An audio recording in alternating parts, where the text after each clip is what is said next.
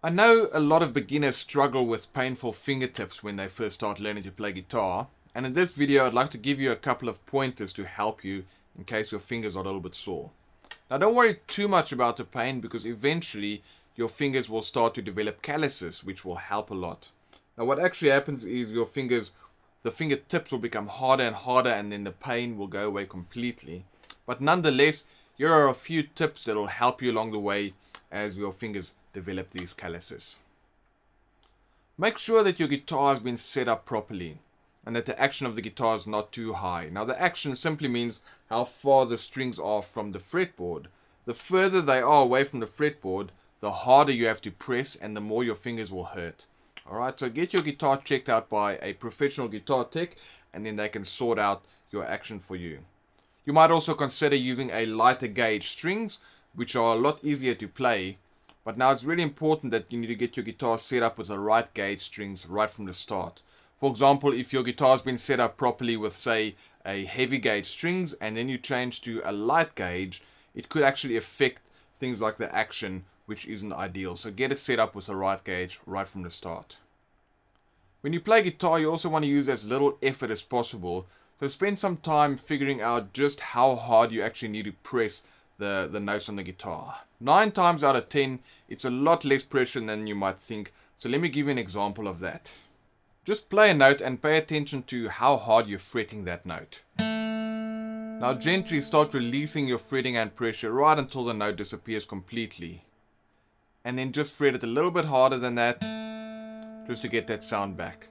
Now what you might find is that you don't need to press as hard, and therefore your fingers don't need to work as hard, which will mean less pain, of course.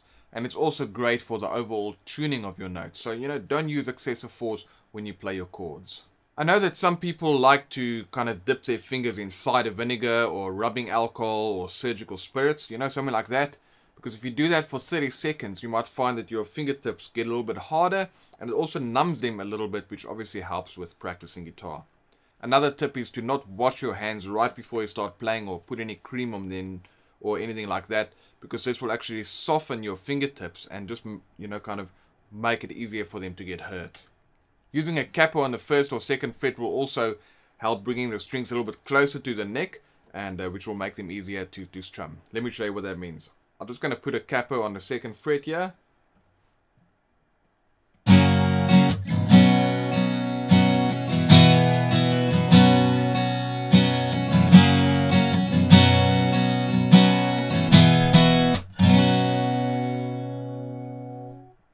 Okay, so if you put a capo on the second or first fret, then as you see, it'll bring the strings to the guitar a lot closer to the fretboard, and you'll be able to play that with a lot less pressure.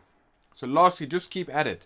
Your fingers will adapt very soon, and then allow you to just get on with it and play guitar to your heart's content once those calluses are in place.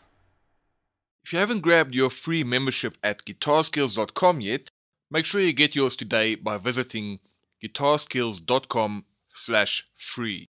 You'll be able to submit your registration there for a free membership, and then you'll get access to the guitarskills.com members area, where there's a crash course for beginners, plus loads of guitar lessons and resources, and you can ask me any questions about learning the guitar there.